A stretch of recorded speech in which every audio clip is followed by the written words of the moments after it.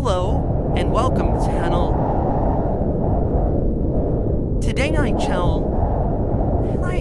Today to soon sword winter in the Middle Ages. In the Middle Ages. Guys. Black. Close your eyes and in the story and drift off sleep. Please subscribe to my channel. Give it a like. And let me know which countries you're watching from. Chapter 1. Children in the most seizable in the medieval world, CV world, in the most vulnerable, in the most dangerous season picture. A child born in a village in northern England in the 150. In the year of 1250, she arrives in the world in a cottage with walls of packed earth and a floor of cold bare ground. That one. She had no knowledge, no understanding of the season that surrounds her. She knows only warmth and cold, hunger and satisfaction, presence of her mother's body, and the terror of its absence. If she is born in winter, and children were born in every season, necessity respecting no calendar, she enters a world of bone-deep cold that her tiny body was a dotty, with its enormous surface area relative to its small mass, is spectacularly ill-tipped, alone, without immediate and sustained intervention by the adults around her.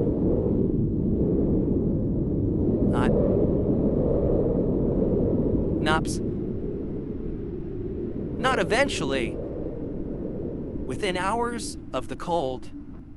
And yet, she survives, or many like her survive, enough of generation across the centuries we call the Middle Ages, to the medieval world with the children who would grow into the adults, who would build its cathedrals and its fields and sail its seas, the survival of medieval children through the freezing winters of the Little Ice Age. And the nuclear schwintet was not accidental. It was the product of an accumulated bout nutrition, clothing, shelter, and the specific vulnerabilities of the very young, a wisdom that was never written down in any single text, that coded in the practices on customs every medieval community that endured from winter. This is the story. They did it.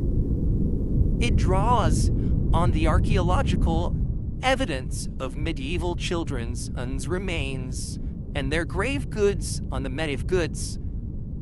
medical texts and household manuals that Üşüme ninni, care of bebeğim. children, on the literary and dentary record of medieval family life, and the growing field of bioarchaeology can read in the bones of children dead for 700 years.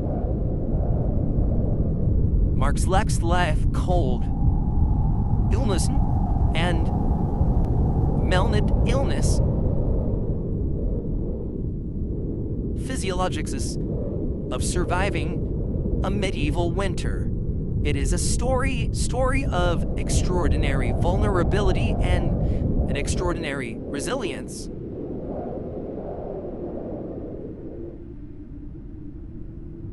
But the resilience not of the children themselves, but of communities of adults kept them alive, sometimes at considerable cost to their own comfort and survival.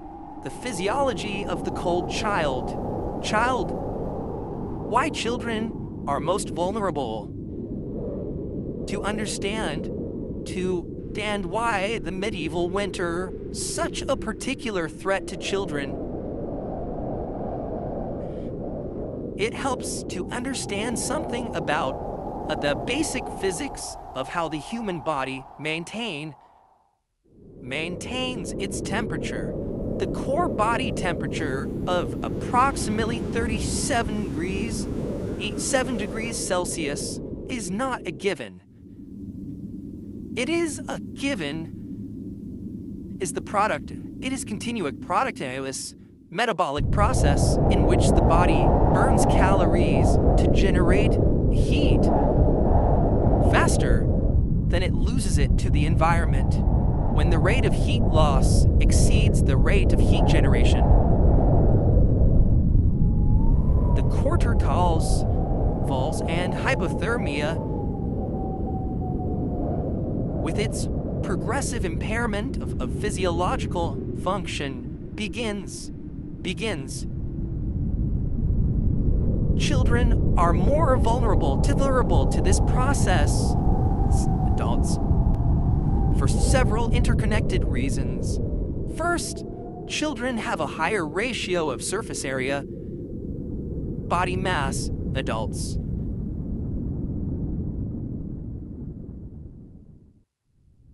Lots is through the surface and generated by the mass. This unfavorable ratio means that a child's generated than an adult does. A newborn infant loses heat. He's fully 4 times faster than an adult of the same weight would.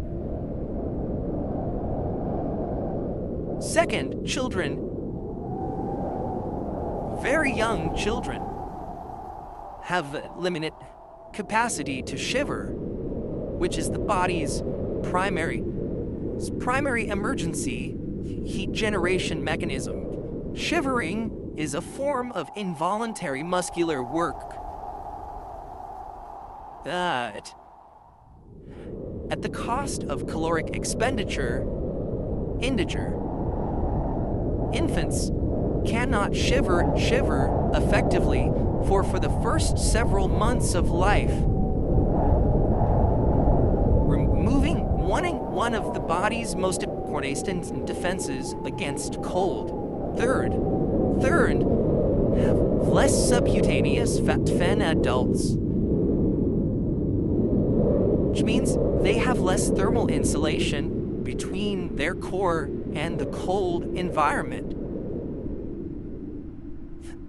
Fourth, and perhaps most importantly for the medieval context, depend entirely on the people around them to manage their thermal environment.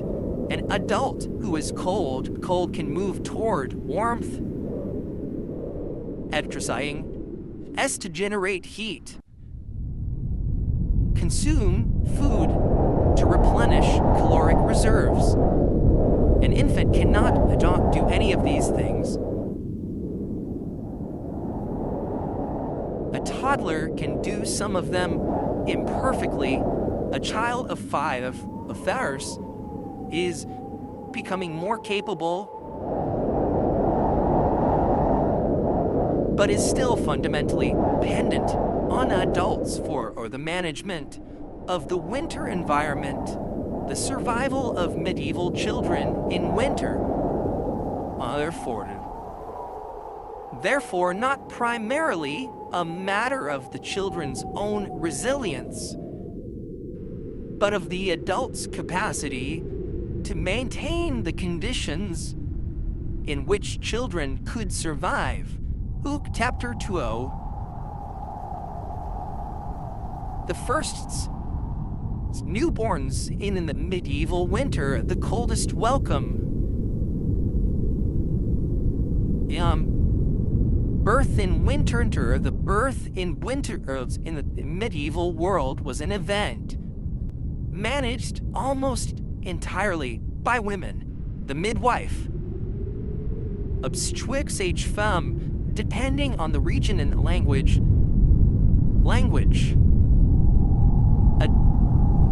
and alongside laborers and relatives who provided assistance, comfort, and prayer. The birthing chamber in a prosperous was prepared in advance for winter births. The would be built up to highest intensity, the windows sealed with shutters or cloths to prevent drafts, the bedding thick and warm. In a poor household, these preparations might be more limited, but the fundamental principle,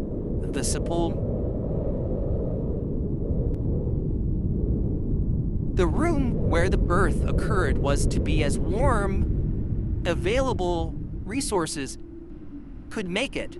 The newborn's immediate handling after birth reflects of practices that were both traditional, thermally logical. The infant was typically wiped clean of the vernix and blood of birth, then swaddled immediately. Wrapped tightly in strips of linen cloth that bound the limbs close to the body and created a layer of insulation entering and the cold air. Medieval medical texts and midwives mumble safisanthus of swaddling being performed quickly, competently, and the wrapping itself was warm work. The strips of linen were often warmed at the fire before being applied. The swaddled infant was then placed close to the mother's body or near the fire. And in the immediate hours after birth, the primary medical concern, preventing chilling. The practice of baptism added an additional challenge to the winter birth that the medieval knowledge but did not waive.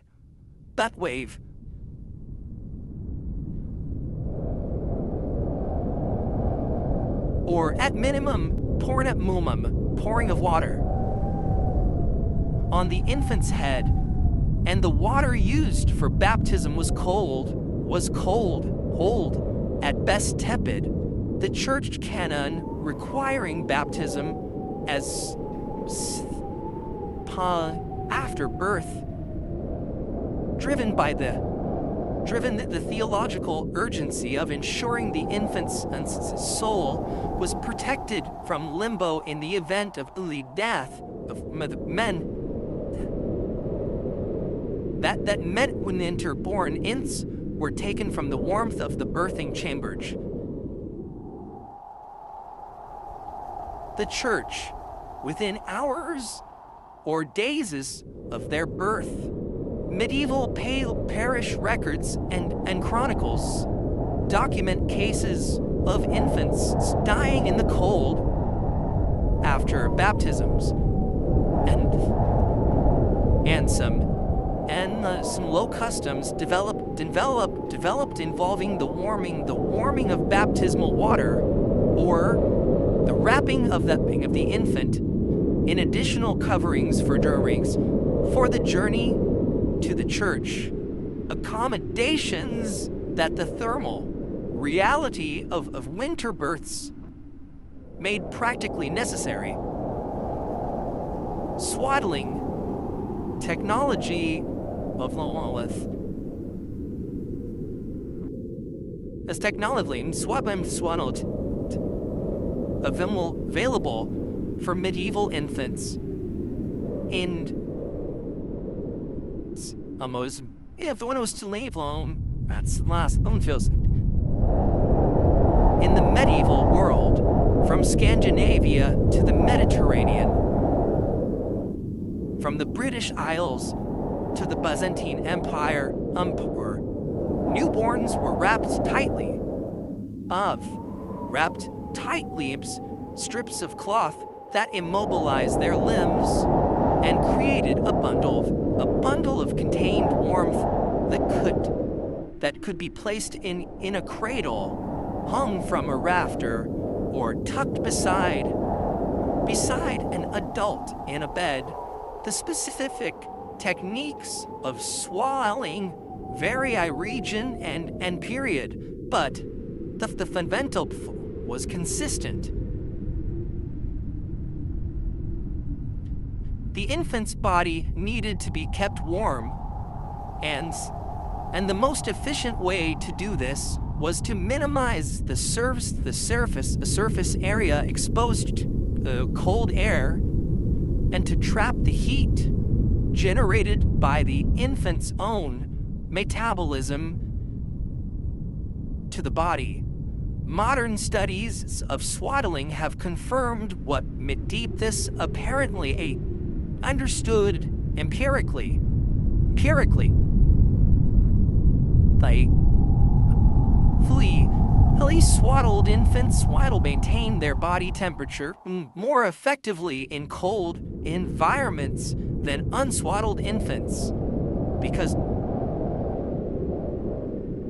the swaddling reduces the convective heat loss from the body's surface and creates an insulary film between the cloth,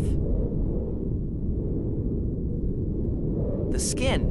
The downside of swaddling, which modern pediatrics has identified in terms of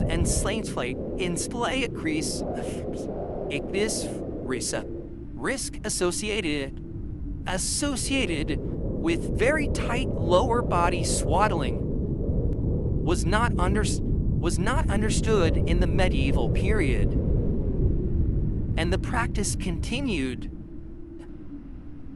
because its thermal benefits were immediately observable while its orthopedic cot.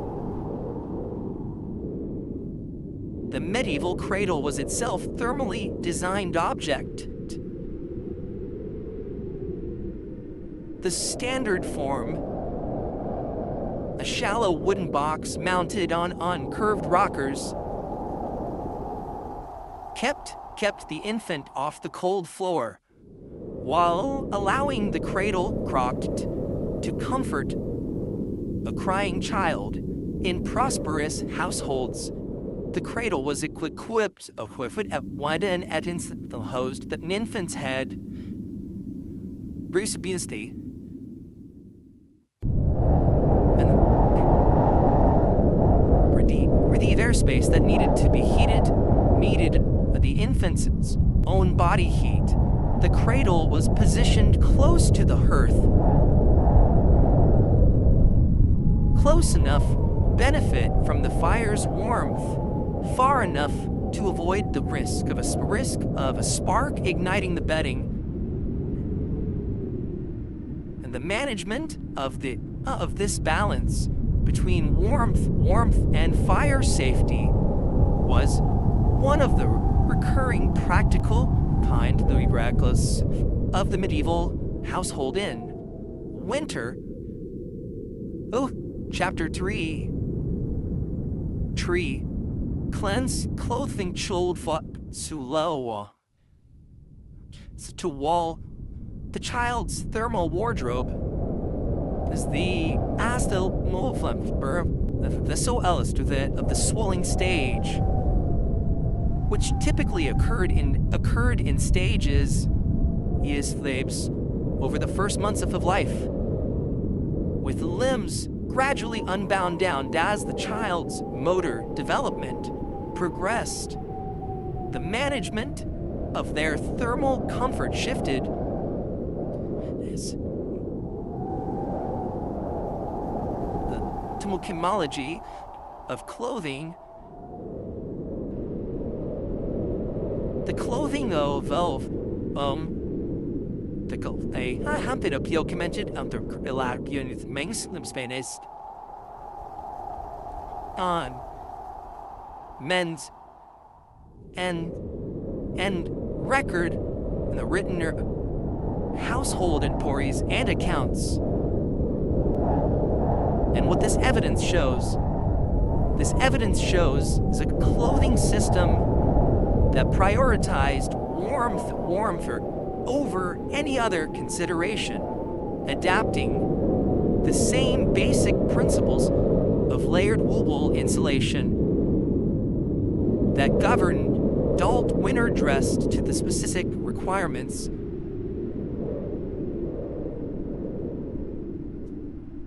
The fundamental material of children's winter clothing was wool, as it was for adults. Wool's specific advantages, cold weather garments. Its capacity to trap air within its fibers structure. Its ability to retain its insulating properties even when damp. Its resistance. It's to fire relative to many other natural fibers.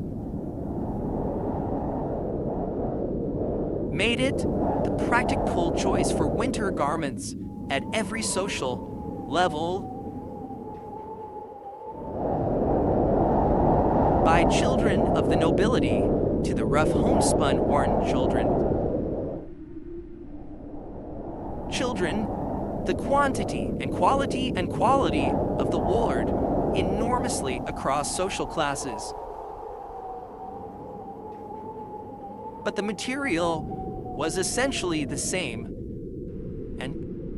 and so were the basic principles of its use. Children's winter clothing in the medieval period typical is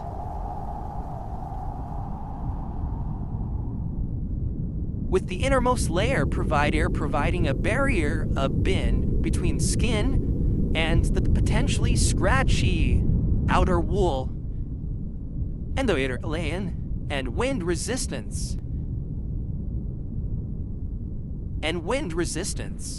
for infants and toddlers too young to relate to their own body temperature reliably. The layering was managed entirely by caregivers, who added and removed layers in response, observed temperature and the child's or distress. Older children from approximately 5 or 6 years onward were expected to learn to manage their own layering to some degree. A skill was part of the broader practical education that medieval received as they grew old enough to take on adult tasks, head, feet, and hands. The extremities. In winter, the most vulnerable areas of a child's body in cold conditions are the extremities. Head, hands, and feet.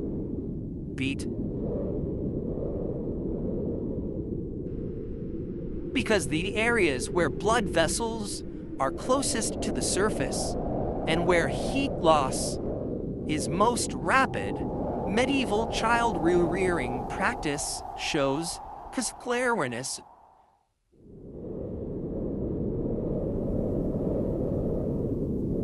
In the absence of any maletrums of why it exists, the coif, the close-fitting linen or wool cap that covered the head and was tied under the chin, was one of the most consistent elements of medieval children's dress in cold weather, worn by children of both sexes from infancy through the early years of childhood. The coif is visible in manuscript illuminations of medieval childhood across the entire span of the medieval period, suggesting that its value as a thermal protective garment for children was recognized. Mittens and gloves for children are loved.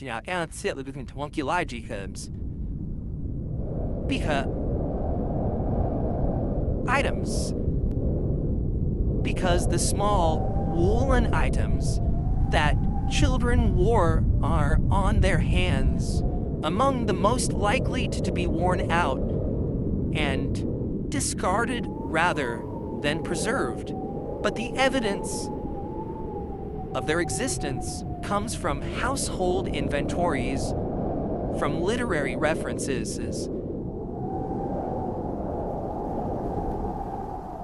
and from illuminates that show children in their scenes with hands. The specific challenge of keeping children's hands covered in winter was one that medieval mothers clearly recognized.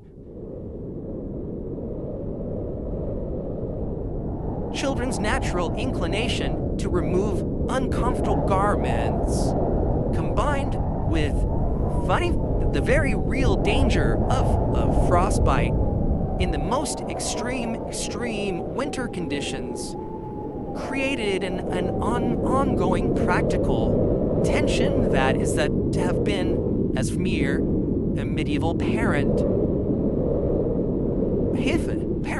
is that it has lessened into mittens. Footwear was another critical element for male children. The cold ground was a constant source of heat loss through conduction, and children who spent time on the floor cottage as young children inevitably were in direct contact with one of the most efficient heat sinks available. Simple leather shoes or boots stuffed with straw or wool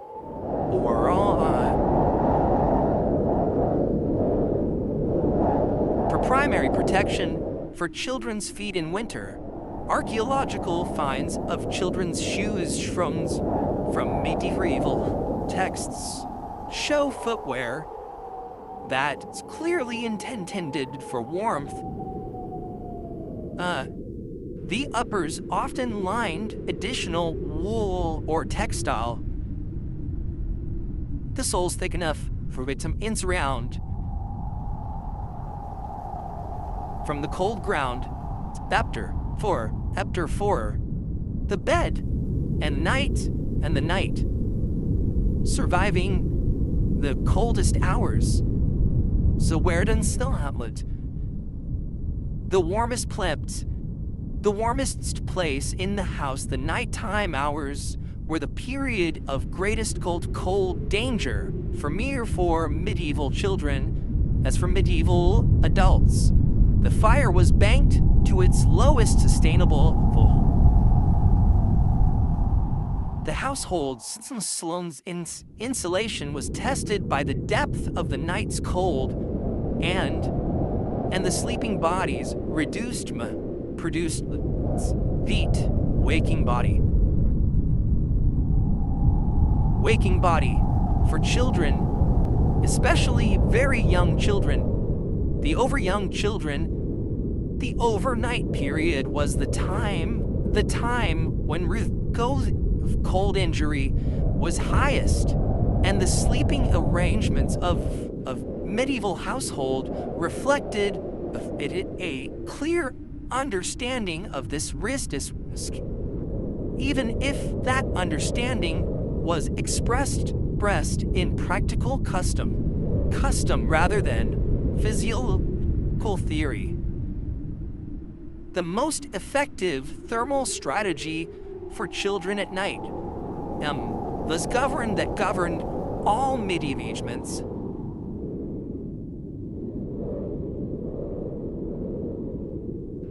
Shared body heat. Infants and very young children slept with their mothers and in posho with both parents, and often with siblings as well, in the main bed or sleeping space, their bodies contributing to and benefiting from the shared warmth of the sleeping group. The co-sleeping of medieval families was not primarily a cultural or attachment practice in the modern sense. It was a survival technology. One of the most effective means of the most available for maintaining the temperature of the most vulnerable members of the household through the coldest hours of the night. The medieval church was aware of and concerned of the practice of adult instilling not for thermal reasons, but because of the danger of overlying. The accidental suffocation of an infant by a sleeping adult rolling onto it. Church court records from the medieval period document Gant of incidents and it declares with lying of authorities periodically it's against the practice. Some of these deaths were probably while sleeping, other were likely deliberate infanticide in circumstances of extreme pauvres ramist. Family stress attributed Billionaires. Acceptable explanation. The tension between the thermal necessity, the reckoning of realized of his riskless of thickle levy of medieval infant care and one that poor families who had the least capacity for alternatives faced most acutely. The cradle close to the fire, managing in temperature to have a separate cradle framing for the infant than sharing the main bed. The management of the cradle's temperature through the night was one of the prime time infant care. The ideal position for the cradle was close enough to the banked hearth, benefit from its residual warmth.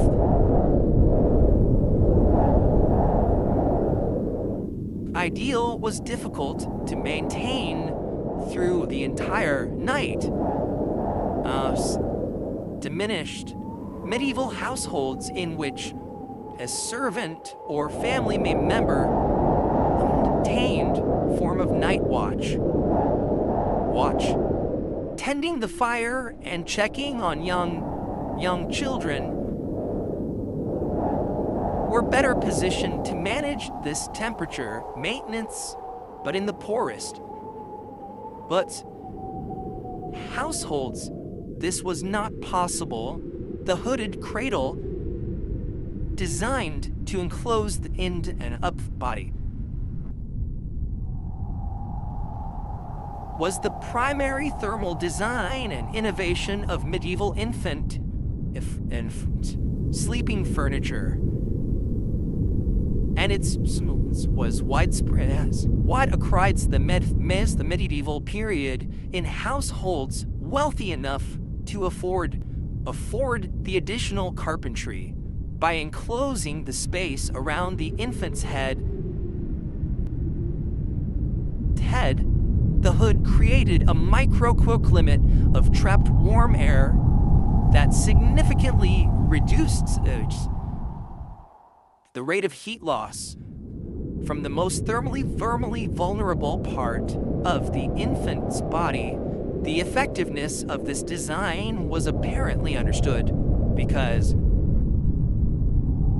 hooded cradles appear consistently in medieval main manuscript illuminations of well cared for infants,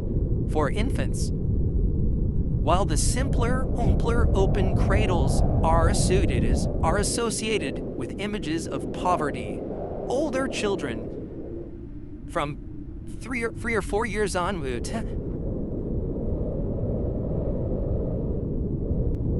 typically slept in shared beds. The combined body heat of multiple children providing thermal benefit. The arrangement of children in shared beds was likely by age.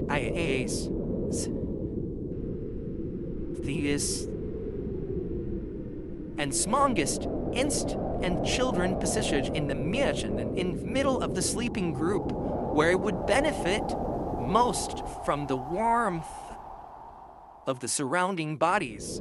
Manuscript illuminations of medieval childhood occasionally show exactly this arrangement. Small, with large ones in the shared medieval households. Chapter 5 for food and the child, nutrition as thermal defense.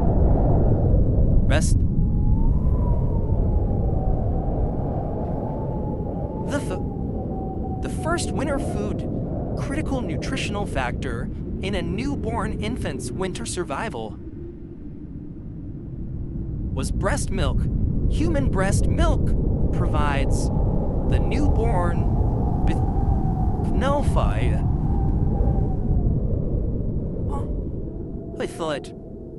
but completely adapted to the infant's needs. The infant needs, they includes they survive passively so that nutrients sminkings and infant need. Made more prevalent, the breastfed infant was substantially more likely to survive the winter than the infant, for any reason, was deprived of breast milk. And the medieval understanding of this fact, though not articulated in the immunological terms we would now use,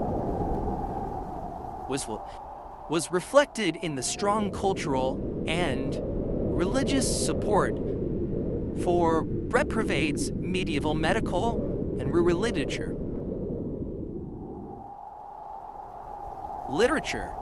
The question of wet nursing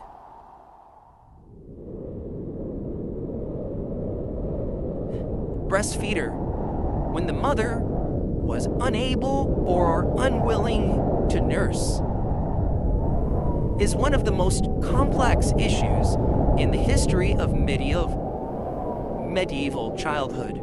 Among the aristocracy and the wealthy nursing classes, nursing's common, and, in some contexts, the norm. Noble and royal mothers were often discouraged from breastfeeding by their husbands on the grounds that nursing interfered with the resumption of fertility, which was deemed more important than the immediate welfare of the individual child. The wet nurse who laced the mother was ideally selected for her physical health, of her milk, and her moral character. Medieval metal texts devoted considerable attention to the criteria for selecting a good wet nurse. But the quality of wet nursing varied enormously, and the mortality rates for wet nursed children were higher than for maternally children. The medieval record documents, without always explaining for the weaned child and the older child, presented specific challenges that capacity to in cold conditions, the caloric reserves of the child's body, critical for the metabolic generation of heat, dependent on adequate nutrition, and the medieval winter was precisely the season when the food supplied and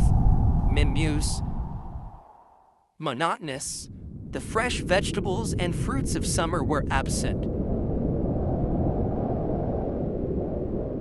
The diet relied on stored grain, preserved meat and fish, dry legumes, and root vegetables. The caloric density of this diet was adults engaged in moderate physical work, was sometimes insufficient for the specific needs of growing children, whose relatively higher caloric requirements per unit of body mass made them more vulnerable to nutritional depletion during the winter months. Pottage, gruel, and the child's winter table, my primary food and medieval children, particularly in household, was thick soup or stew made from grains, legumes, vegetables, and whatever small quantities of meat or fat were available. Pottage was ideally suited to infant and child feeding, because it could be made in a wide range of consistencies, from the appropriate for infants beginning solid food. These included mainly cholds, older gelatin,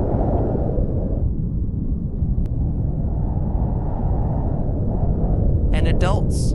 It was also thermally valuable. A hot bowl of pottage transferred warmth directly to the child's body through the act of consumption,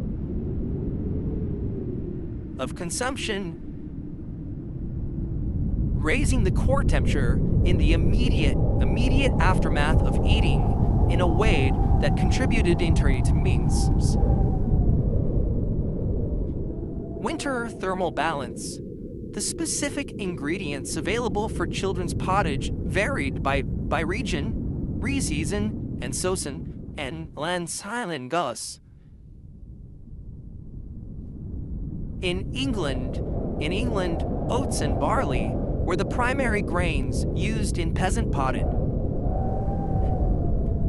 In France and the Mediterranean regions, a wider range of legumes was available.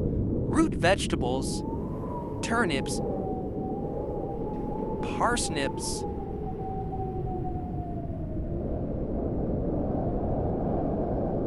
winter rations, they could be stored through the cold months and provide with calories and nutrients that were absent from grain-dominated diet.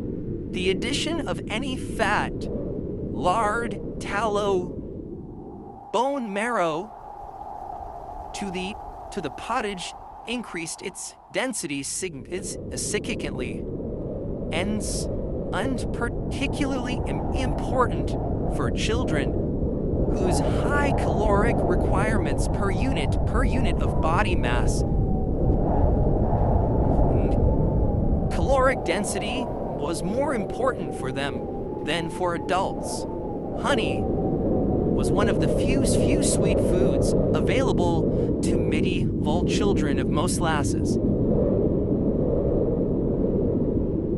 And in winter nutrition extended that beyond its caloric value. Medieval medicine attributed it warming properties, honey, and it was used as a medicine for children. Medicine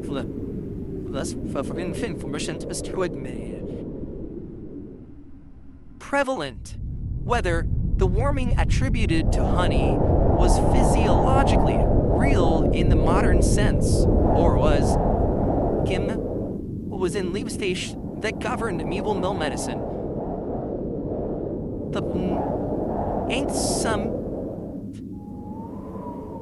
The practical outcome, the inclusion of honey in the sight of sick or cold-stressed children was probably thermally beneficial given its high caloric density and on the irritated areas.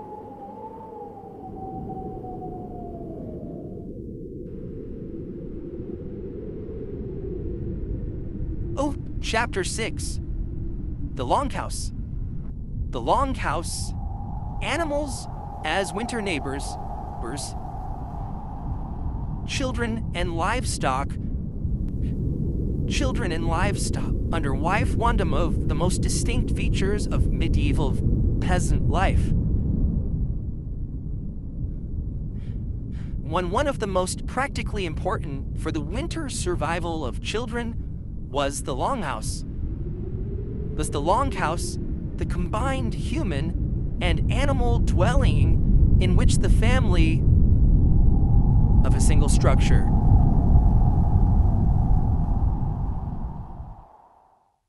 Occupied daughter. The other, the thermal logic of the longhouse, straightforward, and has been discussed in earlier context, the Meadow texts.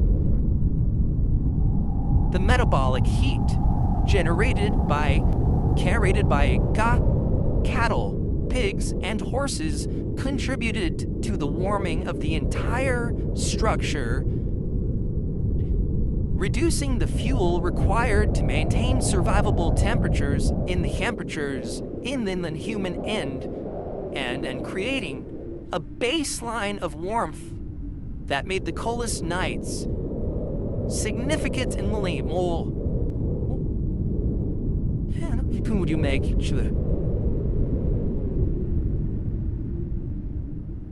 structure for children? Presence of livestock in the space in J.C. states had implications that went beyond direct thermal benefit. Children in medieval peasant families grew up in intimacy with their animals. In a way that was and proximities of in this meditative medieval childhood, the care of animals, particularly the regular work of feeding,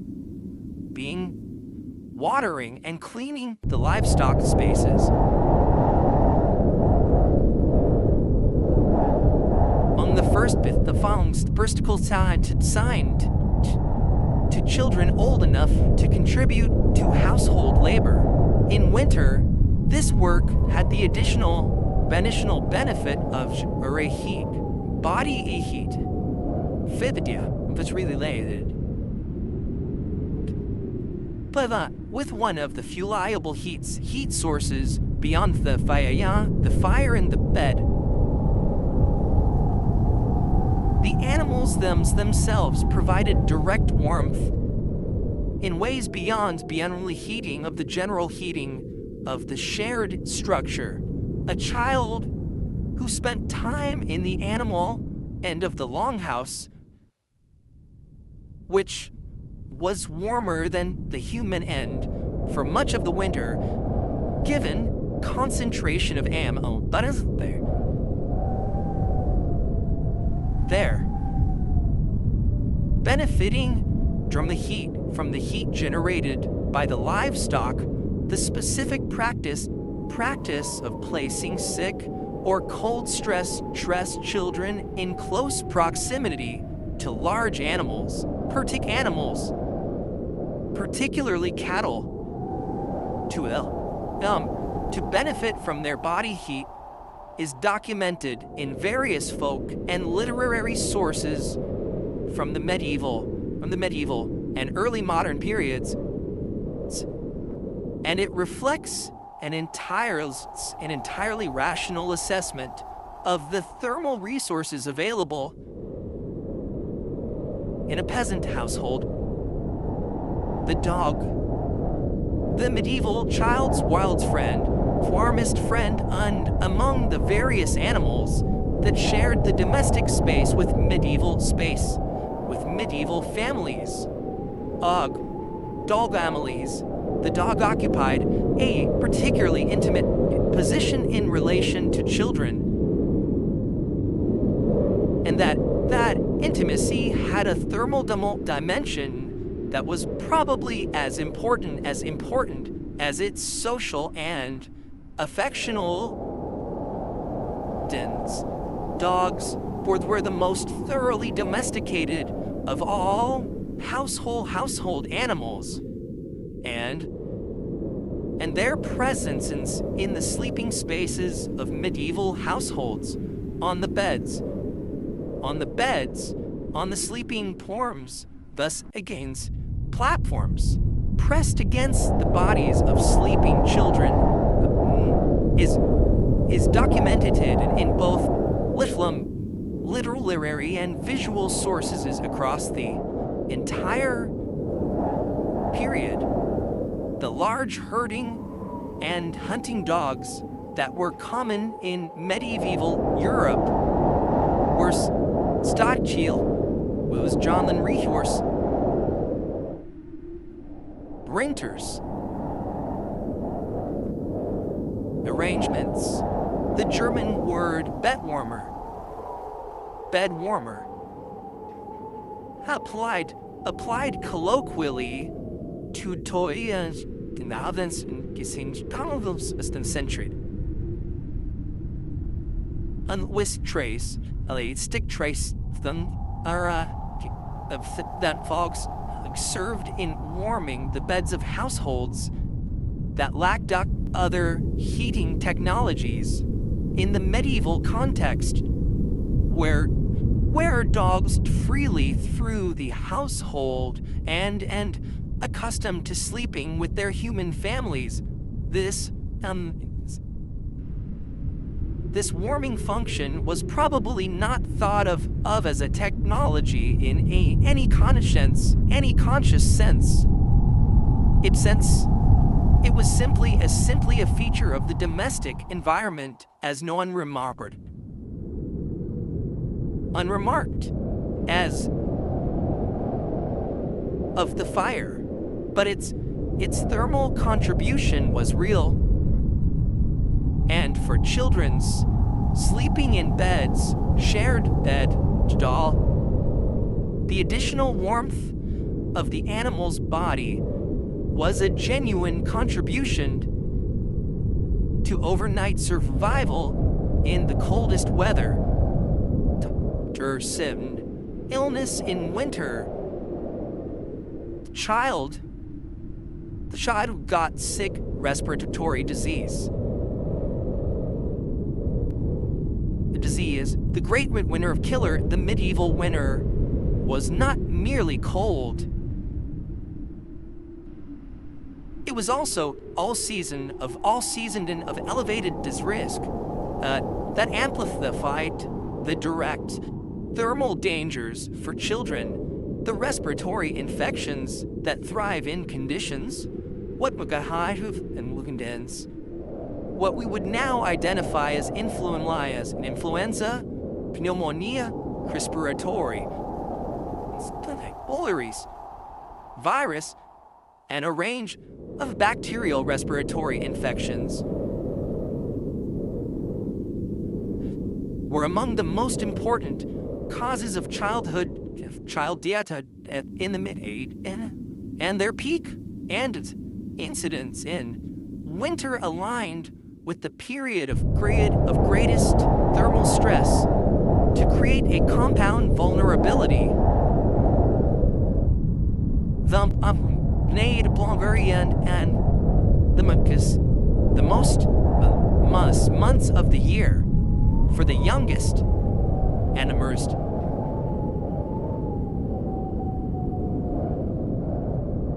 The connection between cold air and respiratory disease was understood in the medieval world within the framework of humoral medicine. Cold was one of the primary humoral qualities, and cold air entering the lungs was believed to cheat the vital heat that humoral theory correlated with respiration and itself. This theoretical framework was wrong in its mechanism. Cold itself does not cause respiratory infection, which is produced by specific pathogens transmitted by person-to-person contact.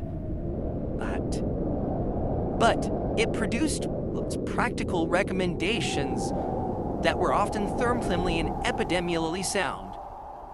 epidemiologically sound, keeping children warm and avoiding exposure to cold air. Deuced by it a function more dangerous, more dense contracted, even if it did not address the underlying viral or bacterial cause.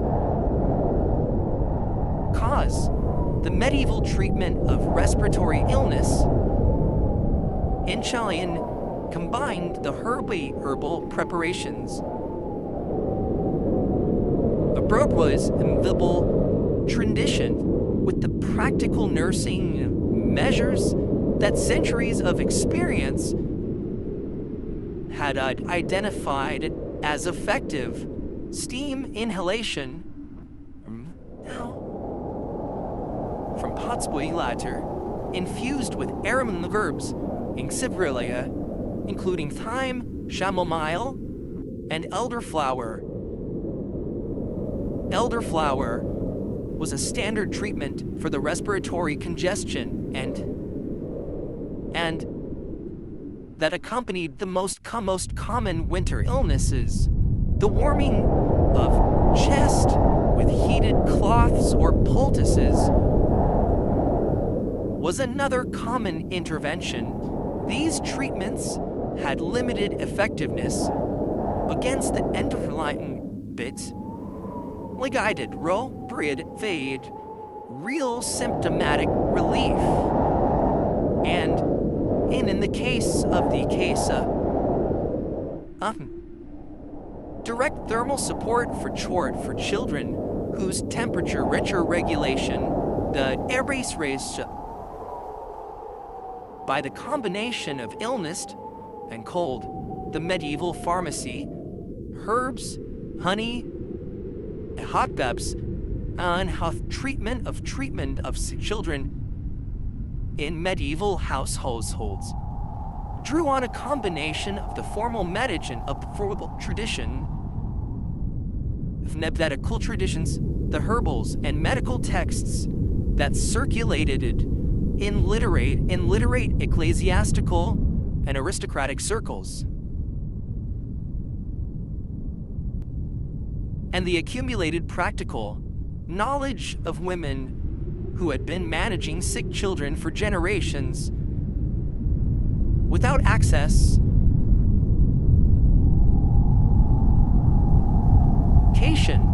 this practical tradition hath treated Midismovenogs aid and community knowledge that structured medieval rural life was not inferior to the formal medical tradition in its practical outcomes. In many cases, it was more effective because it wore closely adapted to the specific conditions and resources of the communities. It served hot broth made from whatever bones and meats were available,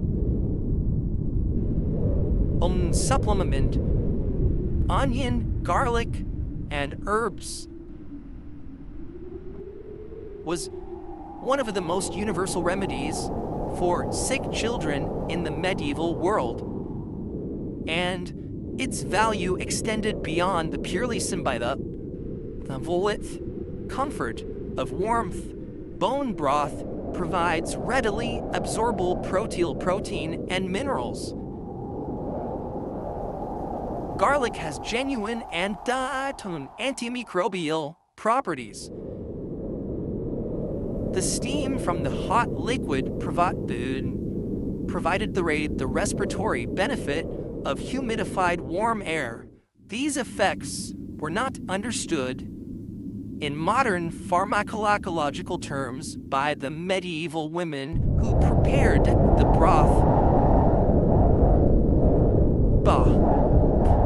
But their practical reality was encoded in the tradition of using hot broth for sick children with sufficient consistency to Jefferson's experience of experience had validated its effectiveness. Honey, as already noted, was a universal medicine for children's winternesses as well as a food. Its use in treating coughs and sore throats is documented across the medical literature of the medieval period and Unterfirmdade, and modern pharmacology has confirmed that honey, had pregnant properties and provides physically soothing coating for irritated throat tissue. The medieval recommendation that sick children should be in honey, often mixed with warm water, wine, or herbal preparations, combined caloric support, antimicrobial activity, antimicrobial acticreative, and then simple leaf in a single preparation that was, by the standards of the available alternatives, genuinely effective. Chapter: The Medieval School of Winter. What children knew. Children learning to survive. survival of cold medieval children were not merely passive of adult protection against the winter cold from a remarkably early age. Earlier than modern Western societies would consider appropriate. They were expected to begin contributing and to develop the practical skills that would eventually allow them to manage their own thermal environment, that out of their future families. The education of medieval children was primarily practical, transmit through observation rather than through formal instruction, and winter survival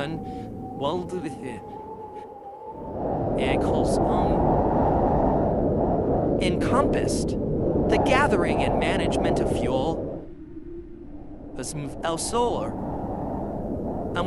outdoor winter tasks assigned to children old enough to leave the immediate of the cottage. Children as young as 5 or 6 would be set to gathering sticks and small branches, edges of the Lord's forest. The gleaning of fallen wood that was typically permitted even in forests, otherwise closed commoners, and bringing them home to contribute to the household's fuel supply. This work was physically demanding for small bodies and sometimes wet, and conducted in conditions that required a degree of thermal management that the child had developed through experience. The child who did not learn how to recognize, and respond to the early signs of dangerous cold in their body was at risk. Older children from approximately 8 or 10 years onward took on more substantial roles in the winter household. Boys might assist with the care of livestock, feeding, watering, mucking out,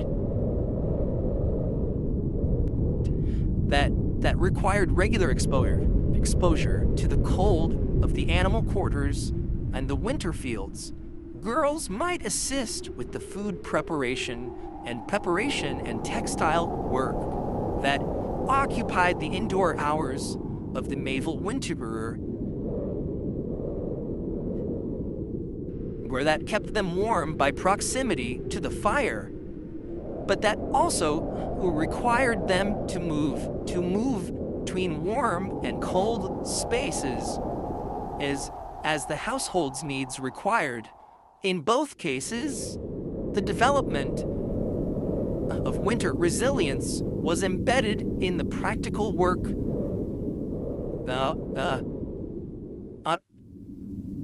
as a separate acquired of necessary tasks. Play in the cold.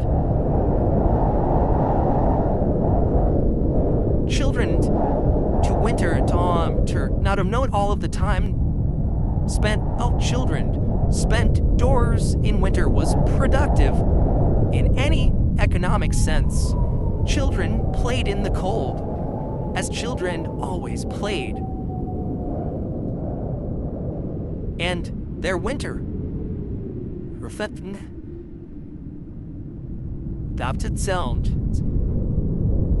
That was its song of the practical education medieval childhood provided. The physical activity of outdoor play generated bodied meint er banded. And maintain the muscle conditioned to winter resilience, the social dimension of play, the grouping together in each other in shared physical activities, create they the same benefit in motion that sleeping together created at rest.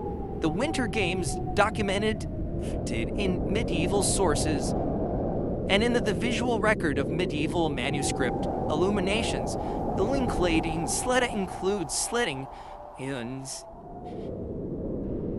skating on frozen ponds, snowball fighting, various skiing, and various games involving ice.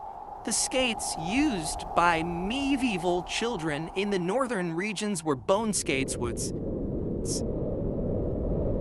made from the shank bones of cattle or horses, strapped to the foot, that are among the most consistently found archaeological items in medieval deposits in Low Countries, Scandinavia, and England.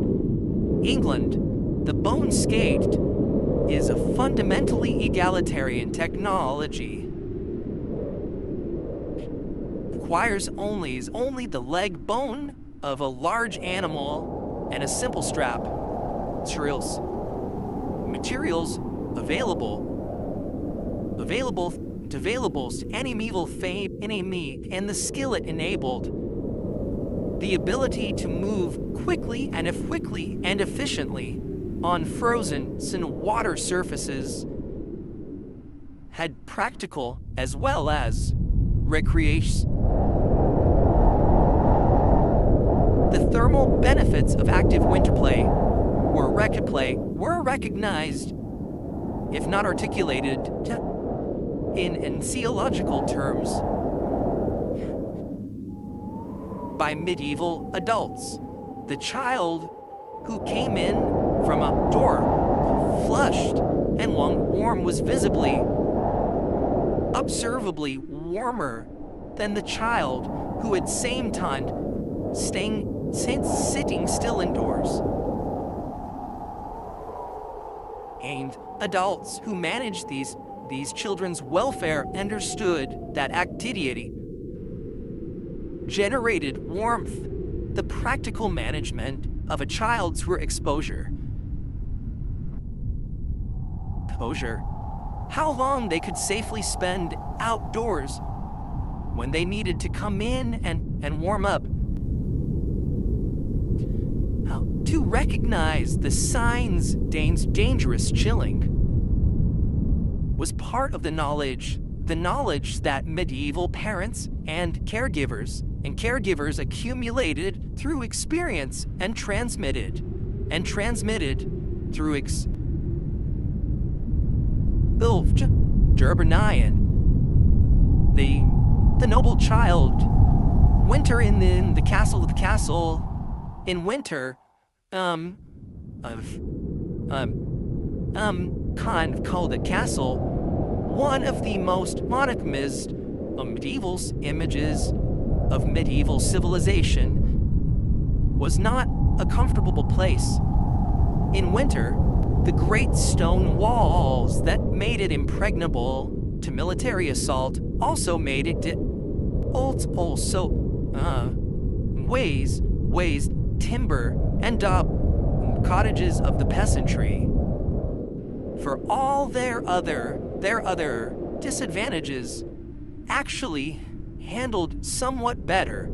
Stone is an excellent conductor of the stone walls of medievals in Mixelin's wall threipum. Thumb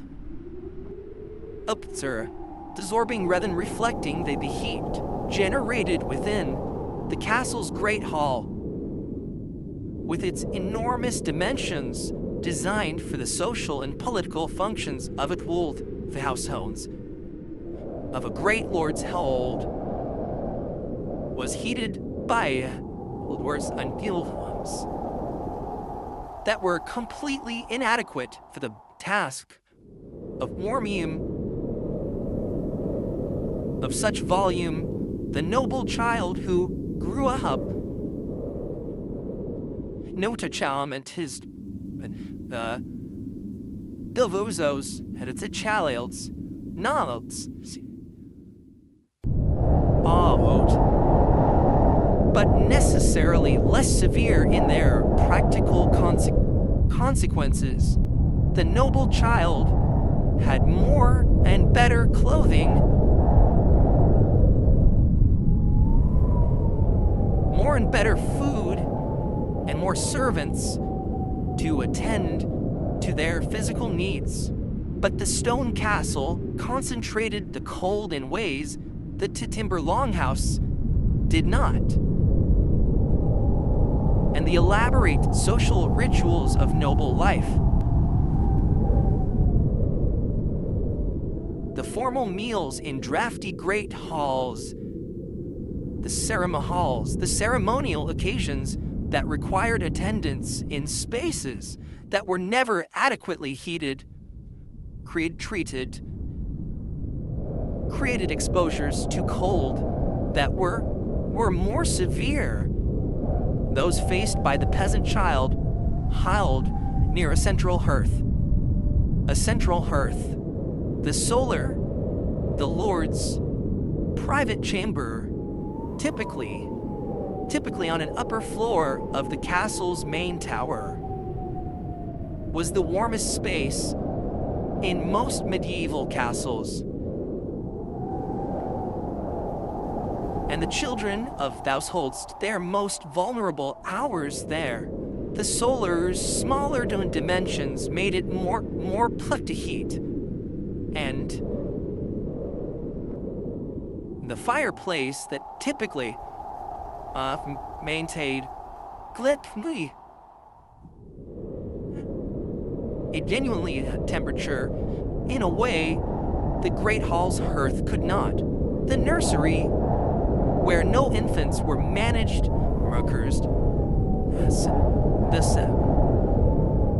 if alleviated in the solar or in an adjacent chambers, and the care of no infants in winter was with additional resources that aristocratic wealth made available. More wool, more fuel,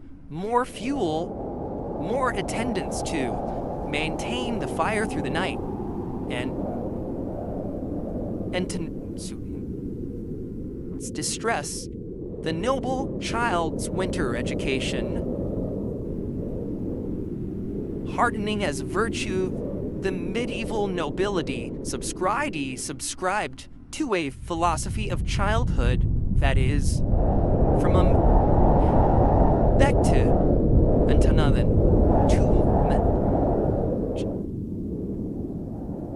vulnerability to cold. The deliberate hardening of noble children through exposure to cold conditions was a recognized element of their education, particularly for boys who were being prepared for the physical demands of military training and eventual warfare. Cold was not merely a danger to be avoided. It was a test of character. And the noble child who endured it without was demonstrating the food that his future role would require. The pages and squires who served great noble households were expected to perform their duties, regardless of weather conditions. Attending the words at outdoor activities in all weathers, maintaining their posts on castle walls in winter cold, and demonstrating by their physical endurance the beginning of the hardening process that late it came pinley king in winter conditions. This deliberate exposure to cold was genuine educational philosophy flun hapsafi. Document in the courtesy books, conduct manuals that prescribed the education of noble boys. On earth, it reflected a broader medieval understanding that winship was formative rather than merely destructive for noble girls. The equivalent hardening was less explicit in the formal record, probably less as. In practice, the management of a great household in winter would eventually be the primary responsibility of the adult noblewoman. Acquired the ability to move between warm, cold spaces, to oversee outdoor work in winter condition, and to maintain practical and social functions of the household, even when the weather made everything more difficult. The noble girl grew up in a cow and then learned its winter rhythms was the same kind of frontispicates was developing through the same mechanism of practical school experience rather than explicit instruction. Chapter 10, Community. The village as servantess of network, the child, and the community. Beyond the family, the survival, medieval children in winter was not solely of what their individual families could provide. It was also a function of the community networks of mutual aid, shared resource that structured medieval rural life. And that arrive most massive and most important in the winter months, when individual household resources were most stressed. Understanding how medieval communities collecting these guns, the challenge of child survival in winter means understanding the social infrastructure of the medieval village, the relationships of obligation, reciprocity, and genuine care that held communities together across generations of shared hardship.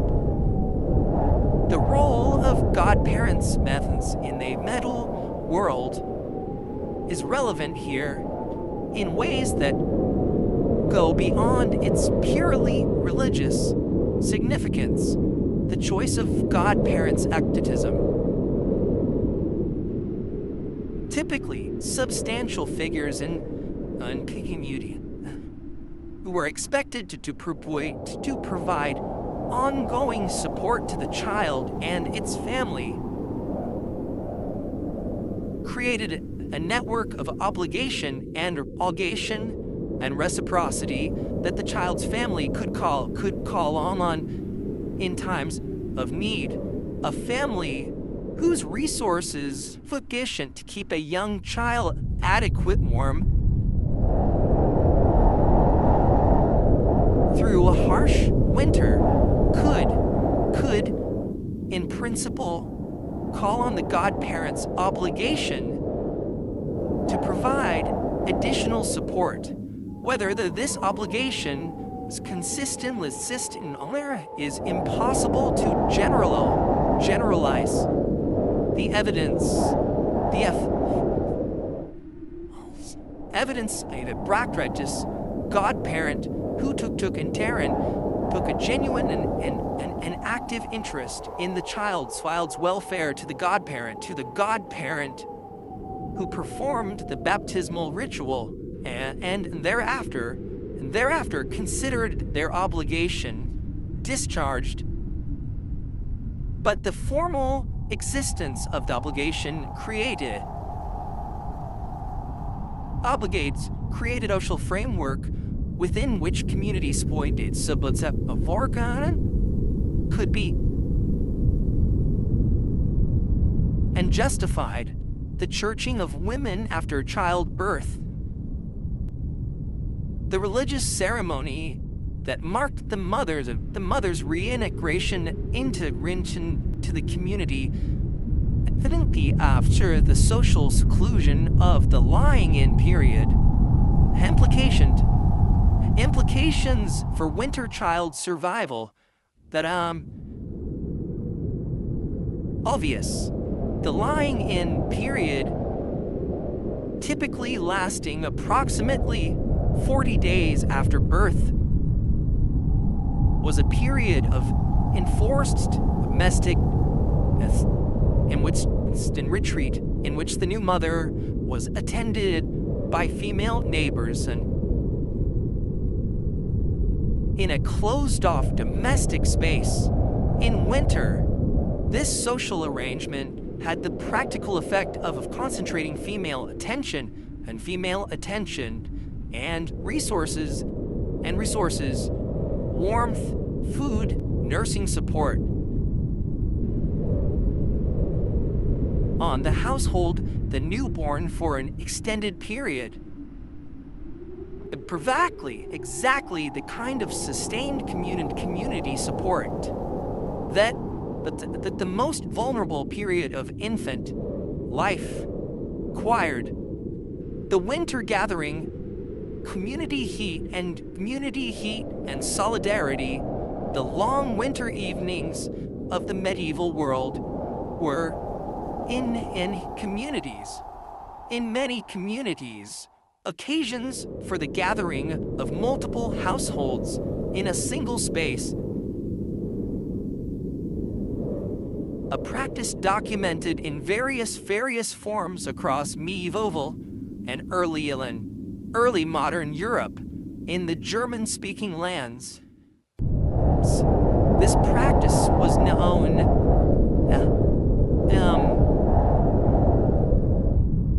a gathering of women in one household, spin wool together by firelight through the winter evenings. In France, the equivalent was the evening gathering to the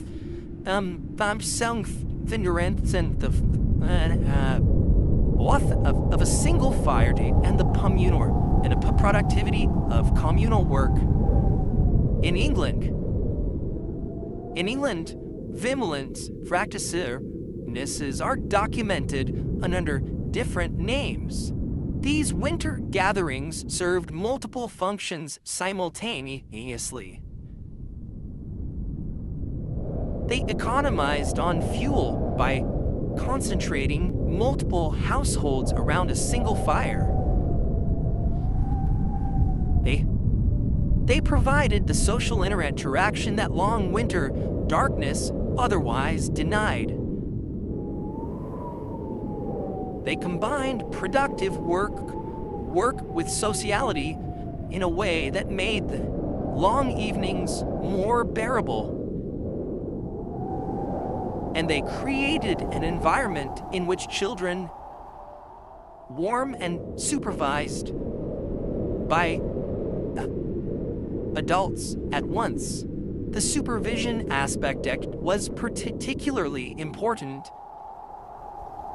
A child in a household where both parents were occupied with winter might be imperfectly attended, but at a child at this pinstuben or VE was under the collective eye of a dozen adults, and the resources of the group could respond more flexibly to a child's needs than a household could.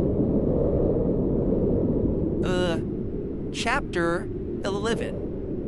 When the cold killed M.A. more D, and meaning the statistics of winter death.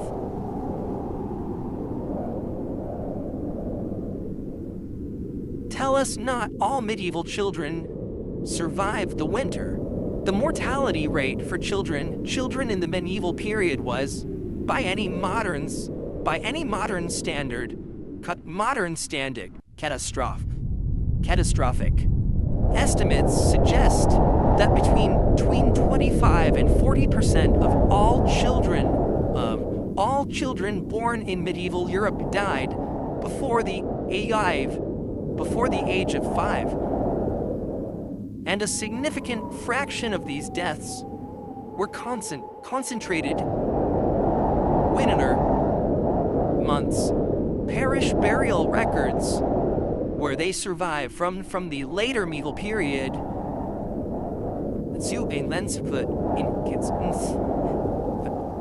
patents in infant and child mortality in January and February, the coldest months that reflect the combined impact of thermal stress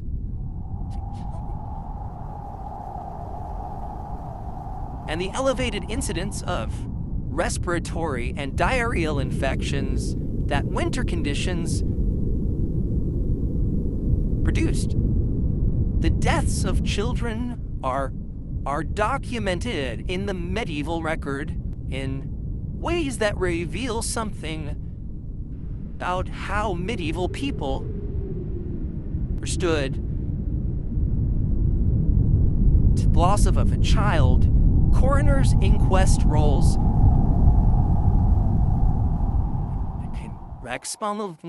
deaths of children in winter.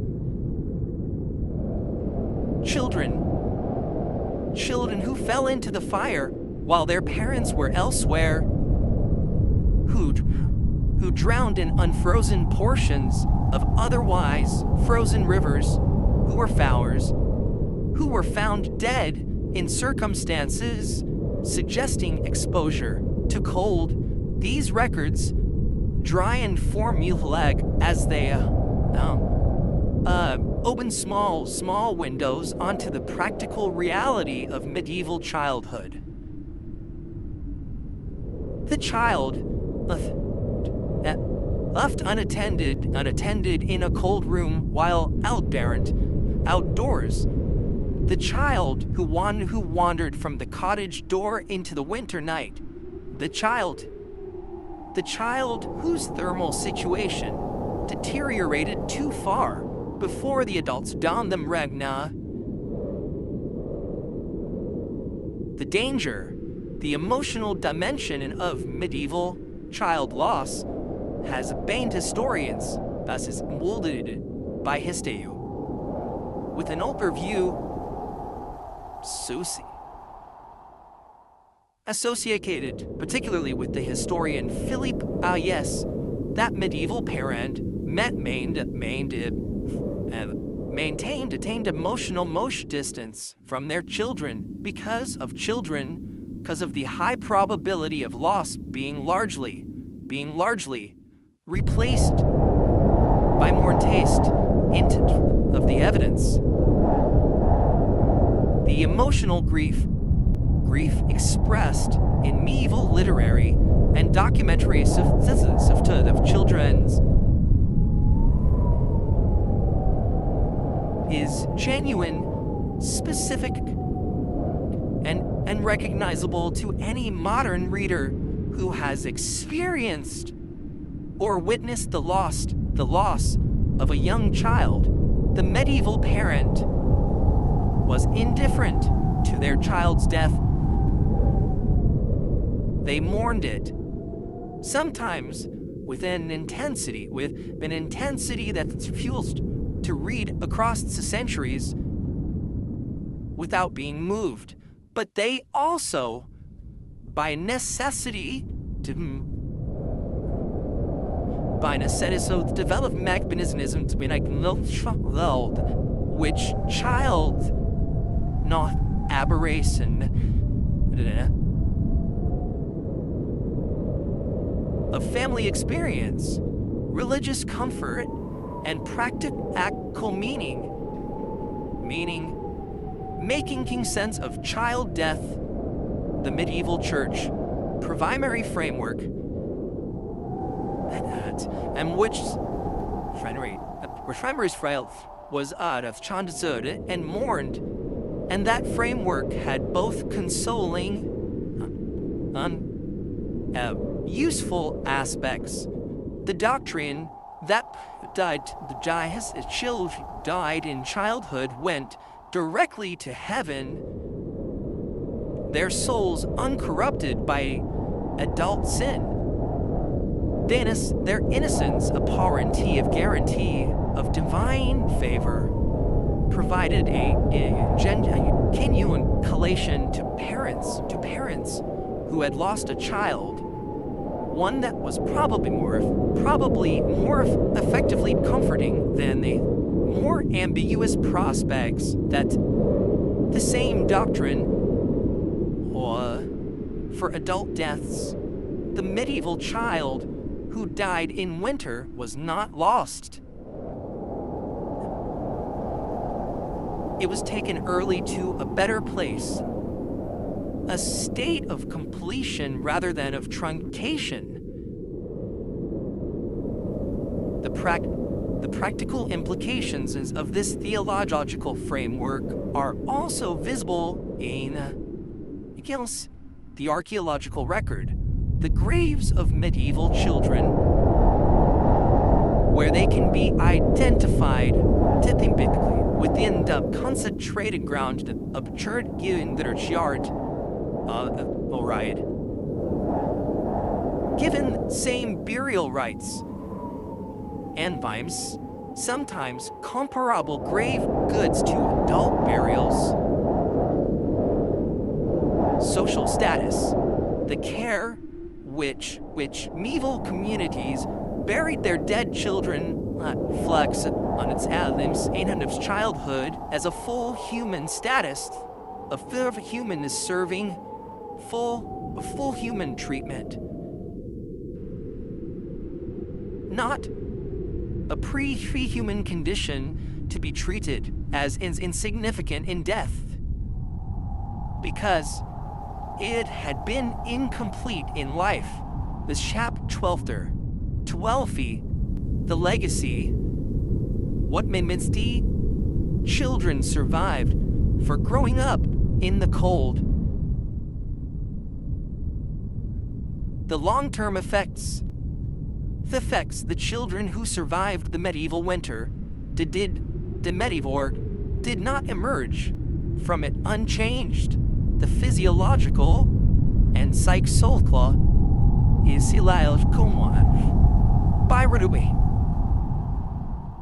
by the nutritional deprivations of the winter months and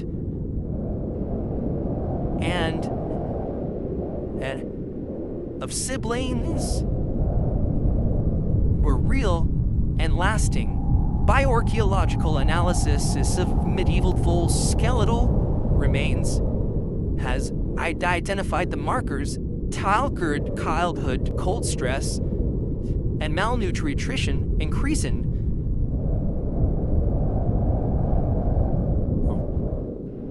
in their bones, which record episodes of growth arrest.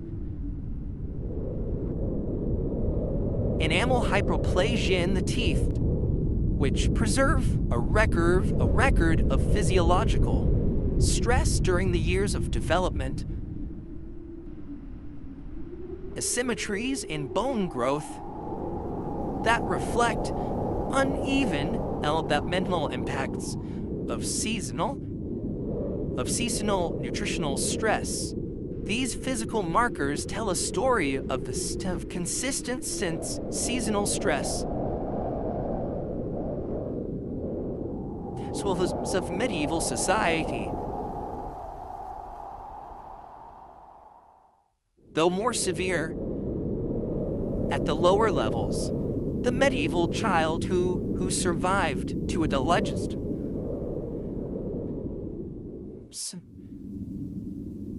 a selected individual, not necessarily the strongest in any simple sense, but one who had passed through a physiological filter that eliminated those who could not tolerate the specific stresses of the medieval winter environment. This selection may have contributed to the development of the physiological, immunological characteristics that for those at later periods, from those of the specific mechanisms remain subsole of ongoing research. The psychological legacy of a childhood, navigating the specific dangers of the medieval winter, equally significant. If less directly measurable, the medieval adult, grown up learning to read the signs of dangerous cold in their own body and the bodies in their care, who had developed practical skills fired from the thoughts and winter food preservation and winter clothing maintenance through years of childhood practice was equipped with a knowledge of survival, the non-abstract or academic, immediate and reliable. This knowledge was one of the most important forms of human capital in a world where the failure to survive winter was a genuine possibility that no amount in intelligence or social status could entirely eliminate. The children who built the medieval world that we remember its cathedrals and its manuscripts, its agricultural systems and its trade networks, its philosophical traditions and its artistic achievements. Its artistic achievements was built by the adults who had been children in the winters we have been describing. Every person who laid a stone of Notre Dame or a copy at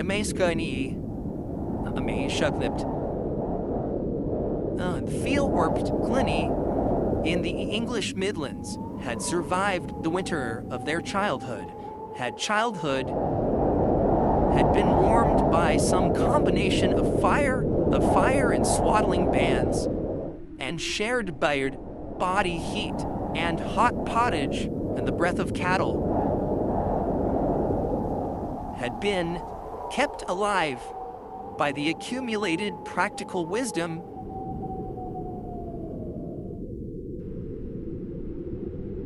the community which they grew up. The survival of medieval children through the freezing winters of the Little Ice Age and the ordinary cold winters of the preceding centuries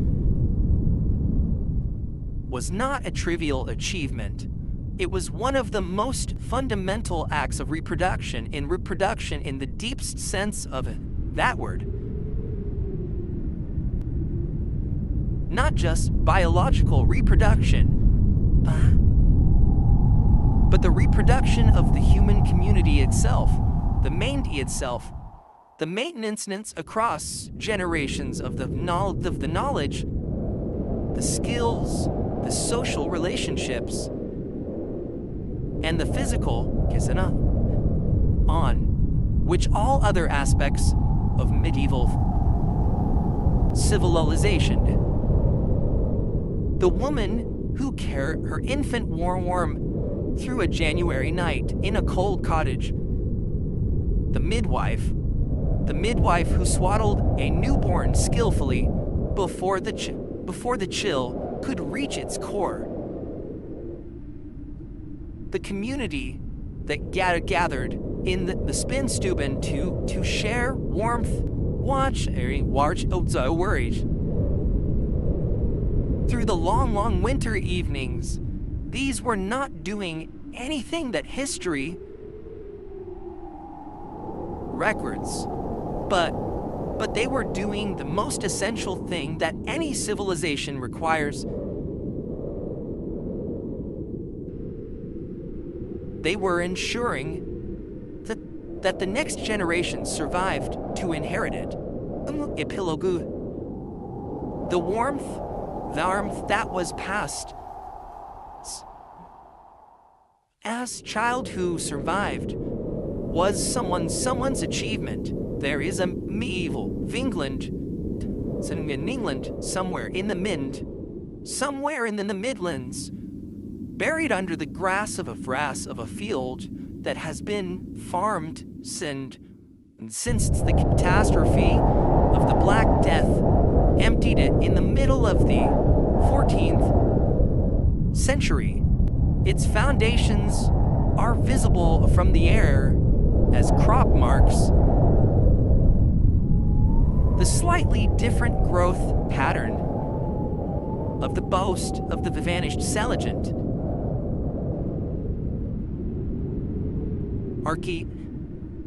Have excavated parts of it.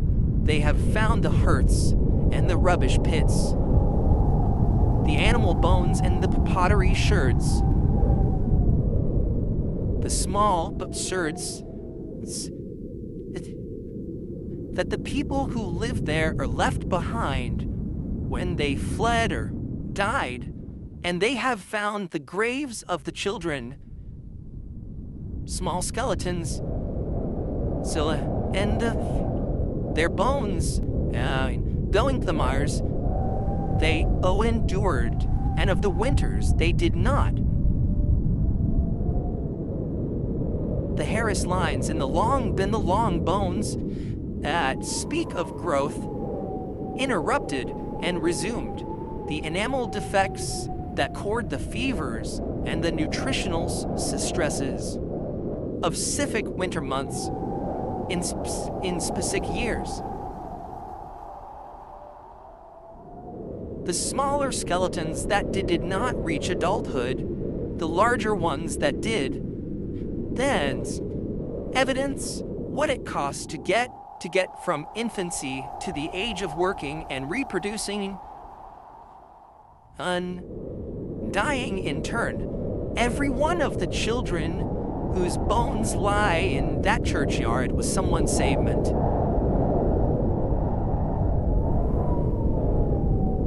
Someone kept them warm through their first winter night. In a cold house with a banked fire and a shared bed and a swaddled bottled body and the warmth of another person pressed close against them. Someone knew which herbs to use and how to make the broth, and when the child needed to come in cold and got up in the night to tend the fire and check on the cradle. Someone kept doing all of this day after day and night after night through the cold month. through the cold months until spring came. And the world warmed again, and the child who had survived was a little older, a little stronger, and a little better equipped to face the next winter when it came. We are the descendants of the children who survived. We are warm in the coals of a medieval Vimindo. Someone chose not to let the fire go out.